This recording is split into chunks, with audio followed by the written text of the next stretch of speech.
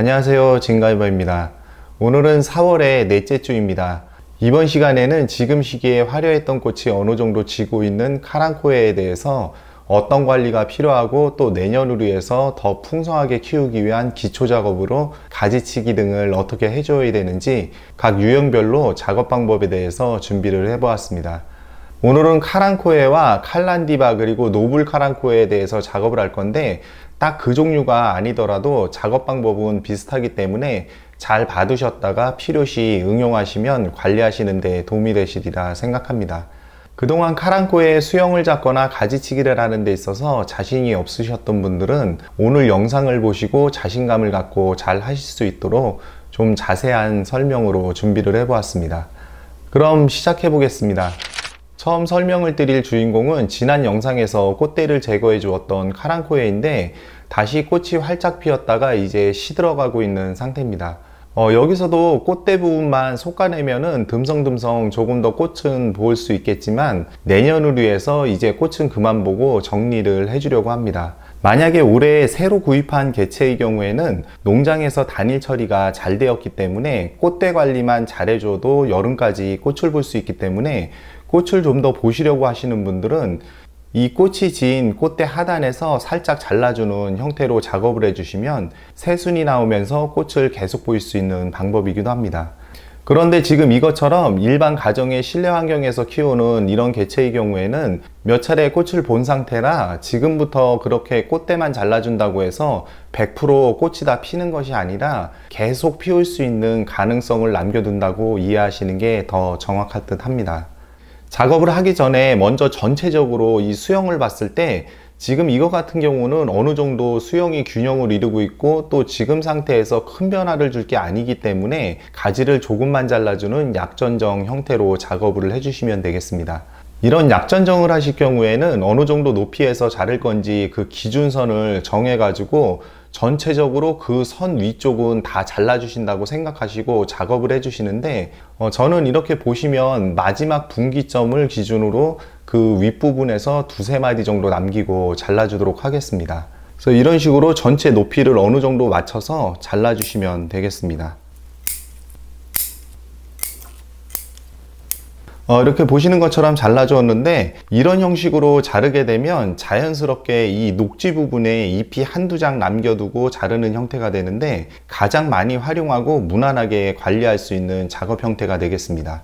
그리고 여기 보시면 중간에 수영과 무관한 이런 순이나 목대 부분에 나오는 이런 불필요한 순들은 모두 제거를 해주시면 되겠습니다. 그래서 보시는 것처럼 약전정은 이런 형태로 해서 작업을 마무리해 주시면 되겠습니다. 그럼 다음은 자라난 가지를 좀 더 많이 잘라서 어느 정도 수영을 변화시키는 강전정에 대해서 이야기를 해보겠습니다. 본격적인 작업에 앞서서 강전정을 할 때 공통적으로 적용이 되는 부분이 있어서 잠시 그 부분부터 설명을 드리고 작업을 진행해 보겠습니다. 앞서 설명드린 약전정의 경우에는 이 초록색 줄기인 녹지 부분에서 작업이 이루어지기 때문에 크게 상관이 없지만 강전정의 경우에는 이런 식으로 목질화가 된 부분까지 잘라지는 경우가 생기기 때문에 그 자른 부분에서 격가지를 받아내는 것이 더 중요한 부분이라 자르기 전에 새순이 돋아날 확률을 고려해서 잘라줄 필요가 있습니다. 강전정을 하게 되는 부분은 보통 몇 년 정도 자라온 줄기에서 그 아랫부분은 목질화가 되어 있고 위쪽으로 갈수록 아직 초록색을 띠고 있는 것을 볼 수 있는데 기본적으로 아래에 목질화가 된 부분과 녹지 부분의 경계 부분을 기준점으로 생각하시면 되겠습니다. 그 기준점을 중심으로 식물의 생육 상태나 그 주변에 남아있는 잎이수를 고려해서 위아래로 좀 조절을 해서 잘라주시면 되는데 그 절단 부위에 따라서 생육 상태가 좀 달라지기 때문에 공통적으로 알고 계셨으면 좋을 듯 합니다. 만약에 현재 식물의 생육 상태가 그리 좋지 않고 환경도 좋은 편이 아니라면 그 경계 부위에서 더 위쪽으로 잎을 한두 잎 정도 남기고 잘라주시는 것이 새순을 받아내는 데 더 유리하고 그리고 나중에 순이 돋아났을 때 잎이 있으면 격가지가 나오는 그 분기 지점을 더 튼튼하게 하는 데 도움이 됩니다. 그런데 그 자르려고 하는 부분에 잎이 없다면 녹지 부분이라도 남기고 잘라주시면 이런 목질화된 부분에서 자르는 것보다 새순을 돋게 할 확률이 더 높아집니다. 그 부분을 잘라주시면 잎이 없더라도 보시는 것처럼 이렇게 남겨놓은 녹지 부분에서 새순이 무리 없이 나오게 되는데, 잎을 남겨두었을 때보다 이 분기 지점이 좀 약해지는 성향을 띠기도 합니다.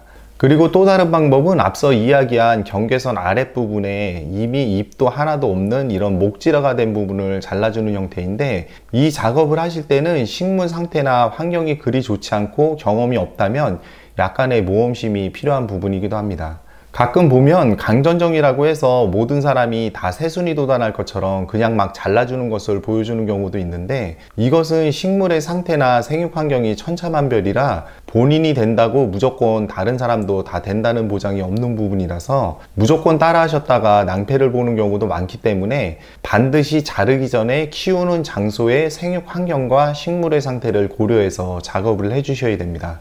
저는 오늘 이 두 개체를 모두 강전정 형태로 잘라줄 건데, 우선 이 칼란디바를 보게 되면은 전체적으로 봤을 때 키도 크고 그리고 윗줄기 부분이 좀 길게 발달해서 수영에 대한 좀 아쉬움이 있는 형태입니다.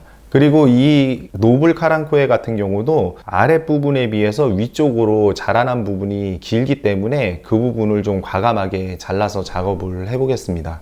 그럼 먼저 칼란디바부터 작업을 해볼 건데, 이것도 사실 이 상태에서 그대로 키워도 되지만 이 부분이 너무 길어졌기 때문에 저는 이것을 수영을 좀 낮추는 형태로 그렇게 바꿔보려고 합니다. 앞서 이야기드린 기준선의 아랫부분인 이 목질화가 된 부분을 자를 경우에는 이 원줄기와 줄기 전체적인 균형을 좀 보고 절단 위치를 정해서 잘라주시면 되는데, 그 위치가 녹지 부분에 가까울수록 새순이 돋아날 확률이 높고, 반대로 아래쪽으로 내려갈수록 새순이 잘 돋아나지 않게 되기 때문에 너무 아랫부분에서 자르지 않도록 해주시는 게 필요하겠습니다. 그리고 강전정을 하실 때 가정의 실내에서는 자를 때 급한 마음에 한 번에 이것을 모두 다 자르지 마시고, 시간이 좀 걸리더라도 그 부분을 좀 나눠서 잘라주시는 것이 식물에 부담도 덜 가게 해서 생육 상태를 유지시키고 새순을 받아내는 데 더 효과적입니다. 저 같은 경우는 이 첫 번째 분기 지점에서 두 번째, 세 번째 분기 지점과 네 번째 분기 지점이 너무 길기 때문에 이 부분에서 잘라주도록 하겠습니다. 지금 이거 같은 경우는 이 분기점을 기준으로 두 개의 줄기가 나와 있는데, 이 구간에서 잘라줄 거기 때문에 이 두 개를 한꺼번에 자르지 마시고 한쪽은 그대로 두고 다른 한쪽을 먼저 잘라주는 형태로 돌아가면서 해주시면 거의 절반 정도가 잘려나가는 그런 형태가 될 겁니다. 그럼 작업을 해보겠습니다. 이런 식으로 잘라주고 이거는 그대로 남기고, 그리고 옆에 보면 이것은 한 줄기인데 이것도 한 줄기입니다. 이럴 경우에는 이것은 일단 그대로 두고 옆에 한 줄기인 것은 이 기준선과 높이를 거의 맞춰서 이 정도 선에서 잘라주시면 되겠습니다. 지금 이거 같은 경우도 분기점을 기준으로 이렇게 두 줄기가 있는데 한 줄기를 높이에서 거의 비슷하게 잘라주시고 다른 한 개는 남기고, 이런 식으로 해서 잘라주게 됩니다. 그럼 보시는 것처럼 이런 형태로 남게 됩니다. 그럼 이 노블 카랑코에도 같은 방법으로 한번 작업을 해보도록 하겠습니다. 보시는 것처럼 이런 식으로 강전정을 해주었는데, 아무리 강전정이라고 해도 가정의 실내 환경에서는 잎 하나 없이 그냥 다 잘라주지 마시고 순서대로 돌아가면서 시간차를 두고 잘라주시는 게 새순을 안전하게 돕게 하는 그런 방법이 되겠습니다. 그리고 이렇게 잘라준 개체를 갖다가 바로 분갈이를 해주시는 분들이 계신데, 이것은 나무가 아니기 때문에 지금 상태에서 무리해서 분갈이를 하게 되면 새순이 돋는 것이 어려워질 수 있어서 그대로 두셨다가 나중에 여기 자른 부분에서 새순이 어느 정도 나오게 되면은 그때 남겨둔 다른 줄기를 잘라주시고, 그리고 좀 더 키워서 어느 정도 전체적으로 격가지가 성장을 하게 되면 그 다음에 분갈이를 해주시면 되겠습니다. 이런 과정은 이 상층부를 지금 많이 제거하고 하층부인 뿌리는 그대로 둔 상태이기 때문에 상대적으로 뿌리가 더 많은 형태라서 상하 비율을 스스로 어느 정도 맞춰주기 위해서 새순을 더 빠르게 성장시키는 자생력을 이용한 새순을 빨리 돋게 하는 하나의 방법이기도 합니다. 앞서 약전정을 한 경우에는 바로 분갈이를 진행해 주셔도 되겠습니다.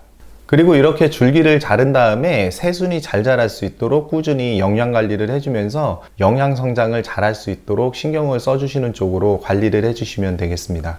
앞서 설명드린 이런 부분들이 무조건 꼭 이렇게 해야 되고 다르게 하면 절대 안 된다는 개념이 아니라 환경이 그리 좋지 않은 가정의 실내 환경에서는 이렇게 해야 새순이 돋아날 확률이 높아지고 안정적으로 키워나갈 수 있다는 개념으로 이해를 하셨으면 합니다.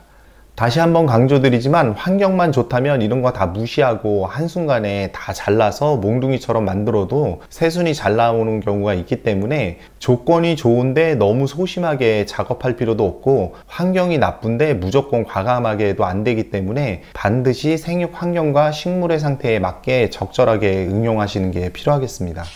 다음은 삽목을 해서 외목대 수형으로 어느 정도 성장한 개체의 경우인데, 이것은 이미 원줄기의 윗부분을 순짓기를 해서 보시는 것처럼 두 줄기로 분기를 한 형태인데, 이런 경우에는 이 원줄기에서 격가지가 나온 첫 번째 분기점을 기준으로 저는 이미 다 제거를 한 상태지만 이 아랫부분의 잎들은 제거를 해주시는데, 이때도 만약에 이 원줄기가 굵고 튼튼하지 않다면 무리를 해서 여기 잎을 무조건 다 제거하지 마시고 제일 아랫부분부터 시간차를 두고 순차적으로 제거를 해주시면 되겠습니다.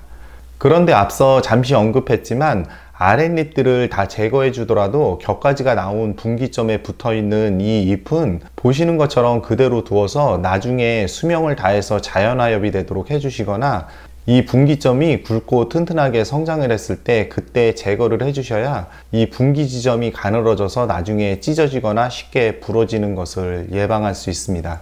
이것은 꼭 이 부분뿐만 아니라 이것처럼 더 위로 올라가서 다음 분기점에 보시면 잎이 중간에도 있고 분기점에도 있는데, 이런 경우 너무 잎이 빼곡하기 때문에 잎을 제거해 주실 때도 이 분기점 잎은 두시고 그 중간에 있는 잎을 제거해 주시는 형태로 작업을 해 주시면 되겠습니다. 이런 식으로 같은 방법으로 전체적으로 잎과 줄기를 관리해 나가시면 되는데, 잎을 어느 정도 유지하는 부분이 줄기를 굵고 튼튼하게 하는데 도움을 주기 때문에 무조건 일부러 잎을 다 무리해서 제거하는 것도 좋지 않은 방법이고, 적당히 줄기에 굵기를 봐가면서 불필요하다 판단이 됐을 때 제거를 해주시면 되겠습니다. 그리고 올해 처음 구매하신 카랑코에의 경우라면 예전에 올려드린 카랑코에 관련된 영상을 보시면 처음 어떻게 잎을 제거하고 수용을 잡아나가는지 이해를 하시는 데 도움이 되실 겁니다. 끝으로 이렇게 작업을 하고 난 후에 어떤 부분을 더 신경 써 주어야 되는지 간단하게 이야기 드리고 마치도록 하겠습니다. 항상 카랑코에 종류를 키우시는데 중요한 부분이 통풍과 환기 부분인데, 이 통풍과 환기가 안 되는 상황에서 새순이 돋게 되면 그 부분에 바로 흰가루 곰팡이병이 생겨서 제대로 성장을 못하기 때문에 이 환기와 통풍에 더 신경을 써 주셔야 되겠습니다. 만약에 베란다 거치대나 야외에 내놓으실 수 있는 환경이라면 내놓으시게 되면 이런 문제들이 어느 정도 자연스럽게 해결이 되기 때문에 더 건강하게 키울 수 있는 방법이기도 합니다. 참고로 예전에 올려드린 영상에서도 보여드렸지만 아래에 물만 고이지 않는다면 여름에도 폭우가 아닌 이상 어느 정도 비는 그대로 맞아도 상관이 없겠습니다.